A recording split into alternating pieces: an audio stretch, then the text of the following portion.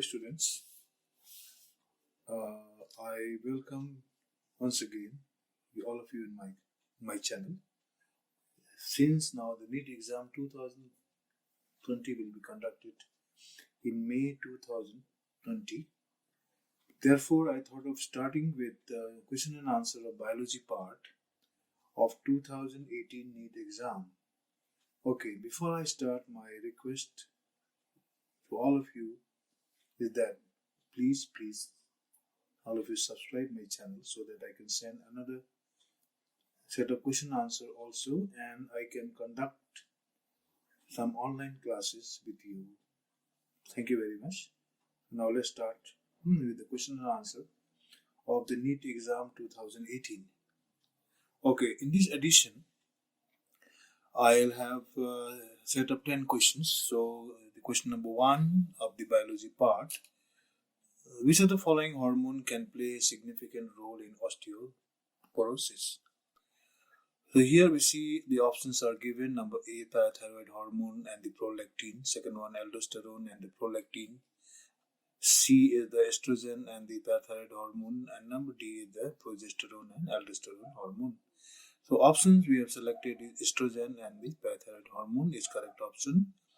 We know that the parathyroid hormone increases calcium level to normal and therefore it will prevent the loss of calcium. In this way it prevents osteoporosis, and in the same way estrogen hormone is secreted by ovaries. It improves the body's absorption and the retention of calcium in female human. Next set of question is: which of the following is an amino acid derived hormone? Hormones are derived, some of them are steroid hormones, some of them are amino acid derivative hormones. So here I have given the option estriol, epinephrine, estradiol and ecdysone. So option is here number B. Epinephrine is correct option because epinephrine is derived from the tyrosine amino acid and have amino group NH2 and have amino group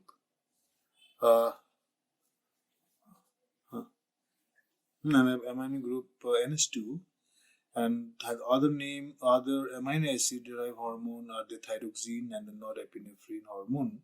All these are amino acid derived hormone. But we have another set of hormone which are steroid. These are estriol, estradiol and ecdysone. Okay. Now let's start with another question. Yeah. Which of the following structure or regions is incorrectly paired with its function? So number 1, they have given corpus callosum. And then they have written here, it is a band of fibers connecting left and the right cerebral hemisphere. See, cerebral hemisphere of the brain. So the right and the left, right and left cerebral hemisphere will be connected by the corpus callosum. That's correct option. And then second one, medulla oblongata control the respiration and the cardiovascular reflexes. That is also correct because this will control the respiration, medulla oblongata, and this will control the respiration and the cardiovascular reflexes. Then the third one, hypothalamus. It will help in the production of releasing hormone and regulates the regulation of temperature, hunger and thirst. It's controlled by the hypothalamus. The fourth one, limbic system. They have written it consists of the fiber tracts that interconnect different regions of brain, control the movement. So see, limbic system is incorrectly paired with its function. The main function of limbic system is suppose in the beginning we define the limbic system. It is a set of structure in the brain that deals with the emotions and memory. It also regulates the autonomic or endocrine function in response to emotional stimuli. Next question is: the transparent lens of the human eye is held in its place by number one, smooth muscle attached to the ciliary body. Second one, ligaments attached to the ciliary body. Third one, smooth muscle attached to the iris. Fourth one, ligament attached to the iris. Now, see, option will be correct. Option will be here. The ligament attached to the ciliary body. We know that the human eye lens is suspended in the cavity of eyeball by the suspensory ligament.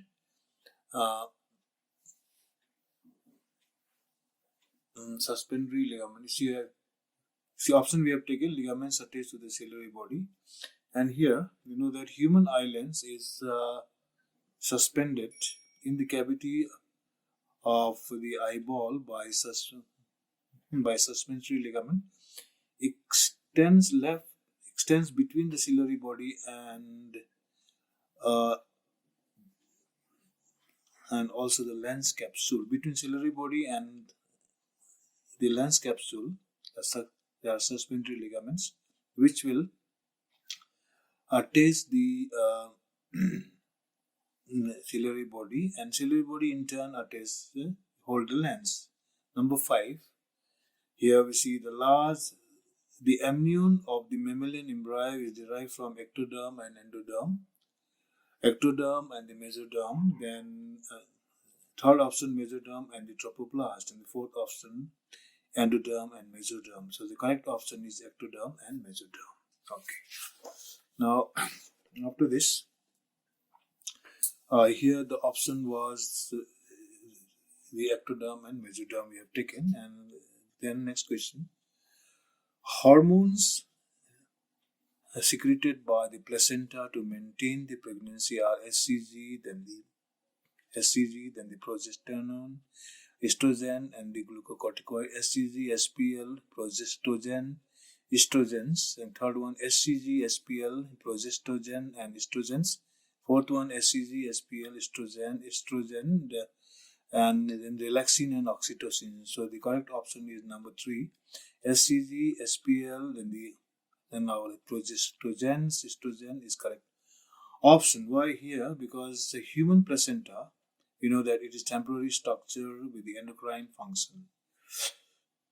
Human placenta also acts as an endocrine gland. It's a temporary structure, and it will secrete certain hormones which help in maintaining the pregnancy. These hormones it produces hormone like human chorionic gonadotropin, HCG, then human placenta lactogen, SPL, estrogen, progesterone, or we can say also it as a progestogen and relaxin. Okay, now next question. The contraceptive Saheli is a post-coital contraceptive, and second one blocks estrogen receptors in the uterus, preventing eggs from getting implanted.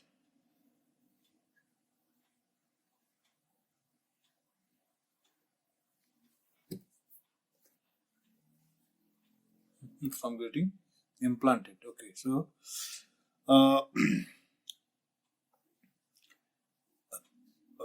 third one is it is an IUD, interuterine device, and the fourth one increases the concentration of estrogen and prevents ovulation in females. Now, so here option number 2 is the correct option. It blocks the estrogen receptor in the uterus, preventing eggs from getting implanted. The Saheli, we know that is a contraceptive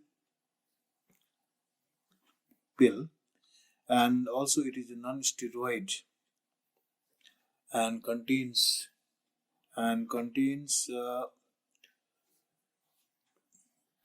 progesterone. That's why it will prevent the ovulation. And then question number 8 here. So the difference between spermiogenesis and spermiation is, you see, number 1, in spermiation, spermatozoa are formed, while in spermiation, In spermiogenesis, spermatozoa are formed, while in spermiation, spermatozoa are released. Okay, second option, in spermiogenesis, spermatids are formed, while in spermiation,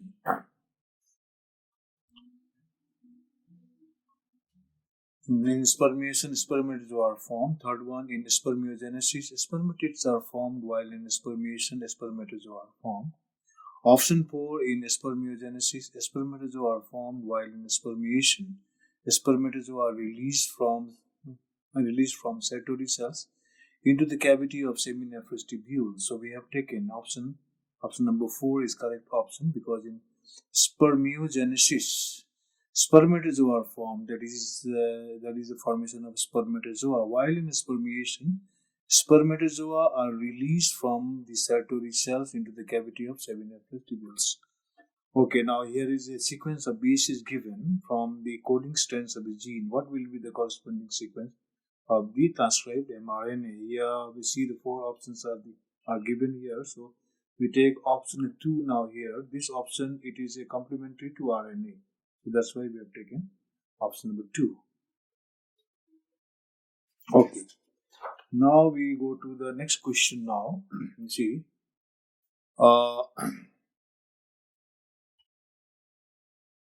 Okay.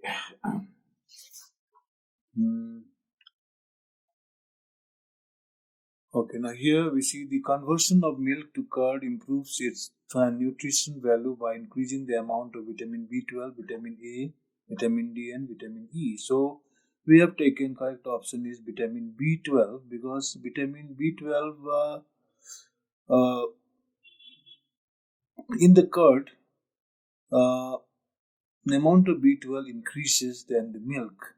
Okay, so that's why we take vitamin B12. Now, next question: which of the following options correctly represent the lung conditions in asthma and emphysema respectively? So they are given: A, increasing irrespiratory surface, inflammation of the bronchioles. Second one, increasing number of bronchioles, increased the respiratory surface. Number C, inflammation of bronchioles, decreased respiratory surface. And then D, decreased respiratory surface and inflammation of the bronchioles. Now, option number C is taken as the correct option.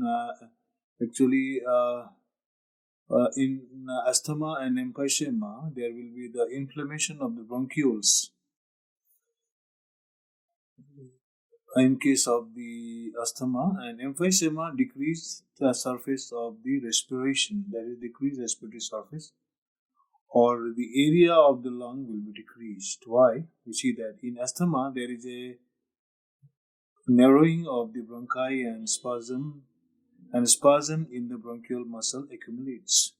It is caused due to the hypersensitivity of the bronchioles to a foreign substance or substances known as the allergens. Allergens will cause the release of spasm in the bronchial muscles. Emphysema developed due to infection, smoking, and the chronic bronchitis. There is a chronic bronchitis, or a person smoke, or due to some infection, emphysema developed. Now in emphysema, there is destruction of the alveolar. In emphysema, there is a destruction of the alveolar septum and flattening of alveolar ducts, which in turn decrease respiratory surface. Okay, number 12 now. In which disease does mosquito-transmitted pathogens cause chronic inflammation of the lymphatic vessels? The options are ringworm disease, ascariasis, elephantiasis, and amoebiasis. So we take the option elephantiasis. Now, you see that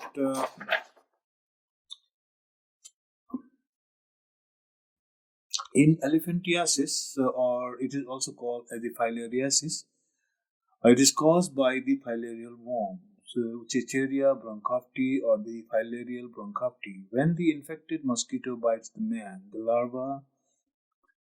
larvae creep out of the labium onto the human skin, and Then after these larvae, they penetrate into the skin, and after two molting means the setting of skin of larva. After two molting, they become adults in the lymphatic system. The obstruction of the lymph vessel by the filarial worm results in the inflammation of the lymph gland, causing the elephantiasis. Okay, now we'll go to here. We go to the question number 13. In this, we have to match the item given in column 1 with those in column 2 and select the correct option given below. Column 1 and column 2.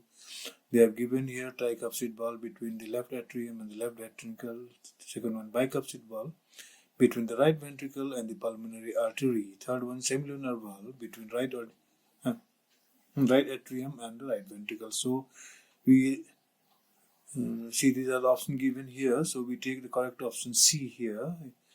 So number 1 will be tricuspid valve matched with between right atrium and right ventricle. See, tricuspid valve are found between the right atrium and the right ventricle. Second one will be number 1. That means the bicuspid valve is found between the right atrium and also left ventricle. Third one, semilunar valve, is found between the right ventricle and the pulmonary artery. So that's why option C is a correct option. Okay. Now we go to the next set of questions here. You see that in the next set of questions, here we start with the evolution. So here, according to Hugo de Vries, the mechanism of evolution is from multiple step mutation. Then option B, minor mutation. Third one will be phenotypic variation. Fourth one, saltation. So option 4 we select as a correct option, saltation.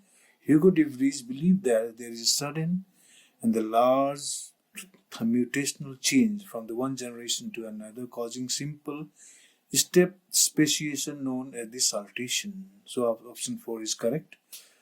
Mechanism of evolution is there is a sudden and large mutational change that's called as the saltation. That is the mechanism of evolution according to Hugo de Vries. And then question 15, all of the following are a part of the operand except an operator, a promoter, an enhancer, and structural gene. So answer we have taken option 3, an enhancer.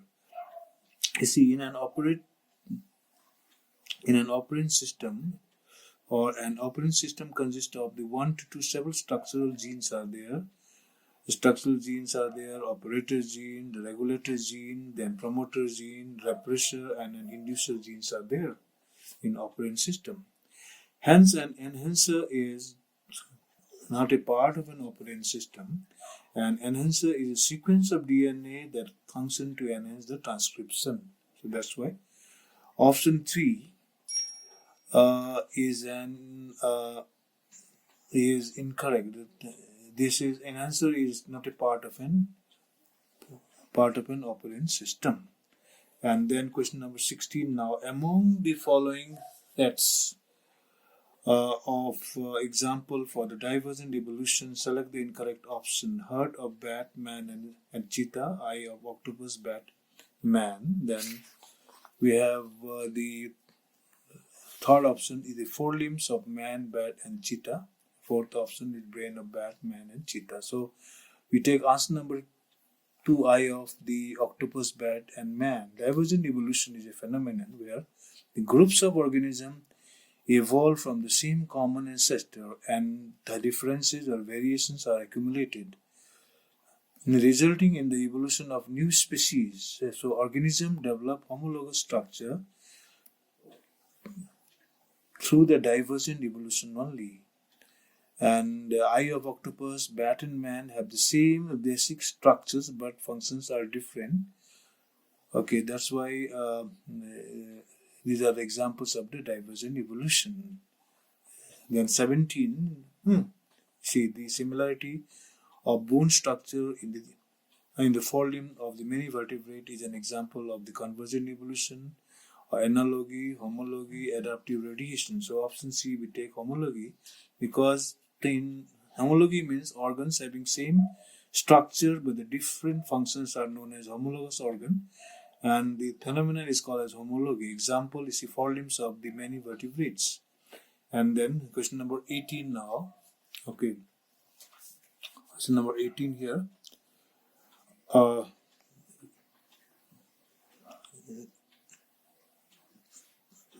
Which of the following is not an autoimmune disease? Options are vitiligo, rheumatoid arthritis, then the psoriasis, and Alzheimer's disease. So option D, Alzheimer's disease, is taken as the correct option. Alzheimer's disease, it is not an autoimmune disease. In this disease, a large number of the neurons present in the hippocampus are destroyed. Okay, next question we'll go to we'll do question number 19 now. Just a minute now, question number 19. So here they have given we match the column or match the items given in column 1 with those in column 2 and select the correct option. Column 1 and column 2 here. Number 1, title volume, their amount of the title volume of air is this, inspiratory reserve volume amount is this, expiratory reserve volume in ml they have given, and residual volume also they have given them. These are the options here. So out of these options, we take option number B as a correct option, because we see the title volume is 500 ml. Okay, then residual volume 1100 up to 1200 ml, then inspiratory reserve volume 2500 to 300, 2500 to 3000, 2500 to 3000 ml, and expiratory reserve volume will be 1000 to 1100 ml. So is tidal volume will be our 500 ml, that is option 3. So 1, 3. And the second one, inspiratory reserve volume will be 2500 ml to 3000. Third one, expiratory reserve volume will be 500 to the 550 ml.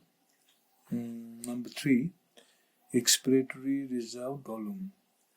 Expiratory reserve volume will be 1000 to 1100, and number 4, our residual volume. Residual volume is 1100 to 1200. So residual volume will be number 2. So when we take the option number B is a correct option here.